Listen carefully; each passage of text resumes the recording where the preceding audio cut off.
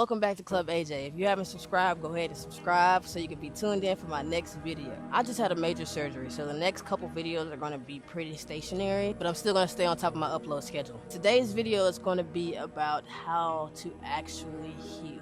Whether that's from a relationship, self-inflicted pain, grief, or just understanding the concept of actually healing, right? So I used to throw around that word, I'm healing, I'm healed, without really understanding what that means or even where I want to be once I'm healed or how I want to feel. But in these past 6 or 7 months, I've been actually seeing the results of properly healing. So I'm going to share some tips on how to go about actually healing. Number one, which was the biggest one for me, was learning how to forgive myself. I didn't even know that it was important for me to do that, but I realized how much I blamed myself for a lot of things.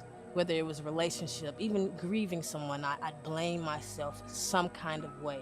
And once I realized that, I knew that forgiveness was going to be step one for me. Simply saying I forgive you and like looking in the mirror and saying that, it seems cliche, but that is a great start to forgiving yourself. I blamed myself for making decisions that hurt me, for making decisions that led to me needing to heal. And I had to forgive myself. I had to realize that me at that point in my life, I was trying to protect my peace. I was trying to do what was best for me.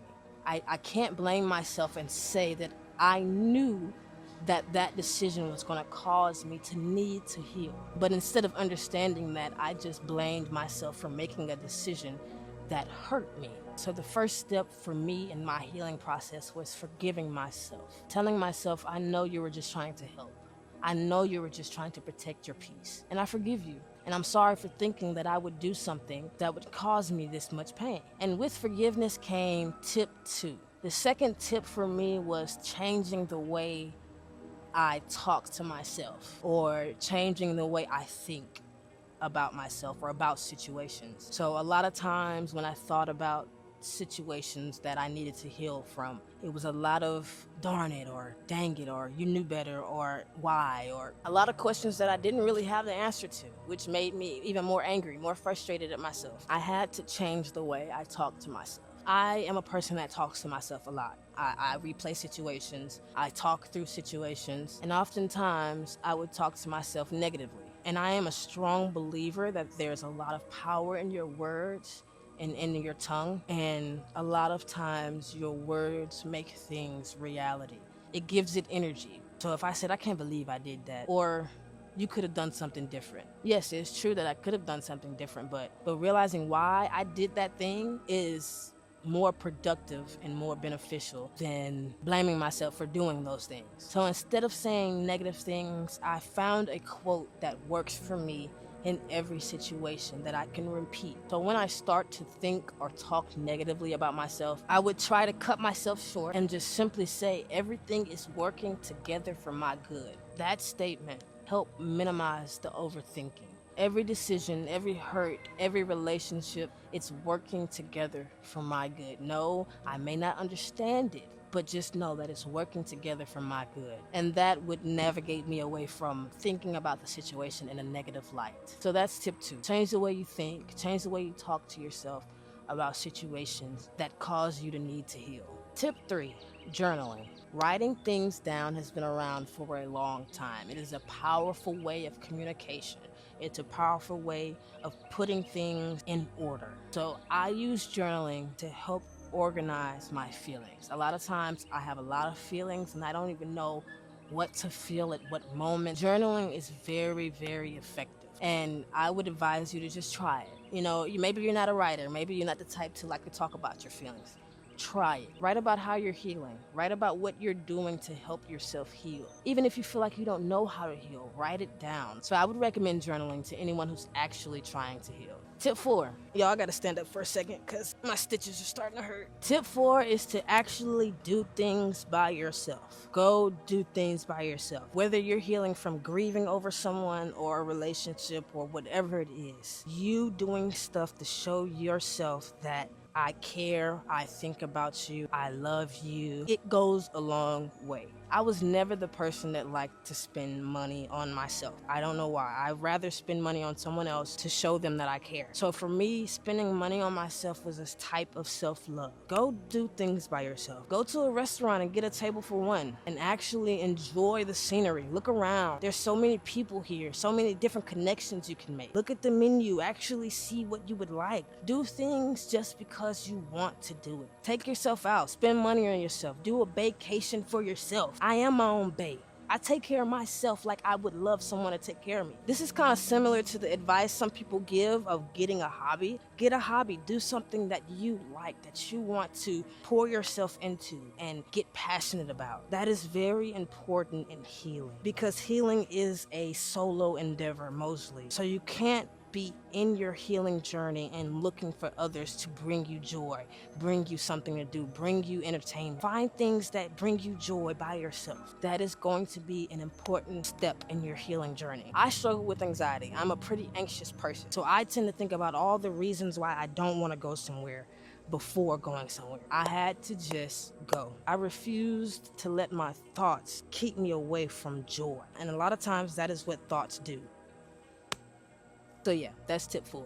Tip 5 is pretty much the opposite of tip 4, but healing is situational, and I had to do both of these in order for me to fully heal. Make plans with friends. Connecting with people helps. Yes, it can be anxiety inducing, but if you're an anxious person, if you deal with anxiety, you're gonna have to learn to embrace it.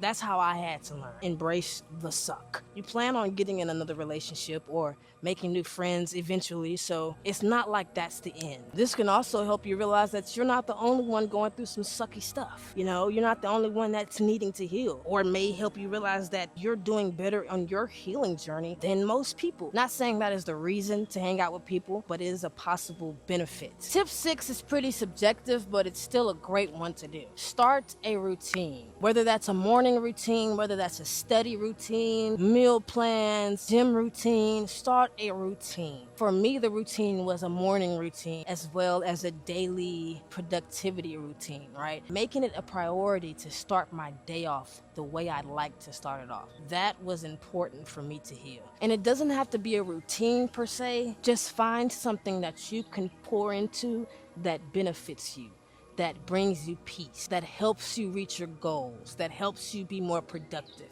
Those things give you something to focus on instead of looking at the tree that's right in front of you when there's a whole forest out there to see. Putting time aside to help you reach your goals, whether small goals or long-term goals, a routine of some sort allows you to give back to yourself. And it also allows you to see what works for you, what helps your day go by better. Meditation could be a part of your routine. Journaling could be a part of your routine. Doing these things on this list can be a routine. Finding time to take yourself out, starting a hobby. For me, some type of emotional structure helped me heal, so that is tip 6. The next tip is pretty short and sweet. Realize why you have your boundaries. Realize why you have your boundaries. You have put these boundaries in place for a reason. Whether it's to protect your peace, protect your happiness, not let people run over you, not letting yourself be too vulnerable around the wrong people. You have a reason for these boundaries. A lot of time we blame ourselves or talk negatively about ourselves for sticking to our boundaries. A boundary only works if you're consistent. If when someone crosses that line, you consistently do what you say you're gonna do. For instance, if you have a boundary and you say, I'm not gonna let you talk to me that way, or I'm gonna leave. When they talk to you that way, leave. Stick to that boundary. You created that boundary for a reason. And a lot of times we're healing for standing on our boundaries, for standing on business. So if you identify that, identify why you set that boundary and why that boundary benefits you in the long run. And last but not least, realize that healing may take time. It takes time. It will not happen overnight. Just realize that it is a process. It may take time. The way you heal is subjective to you.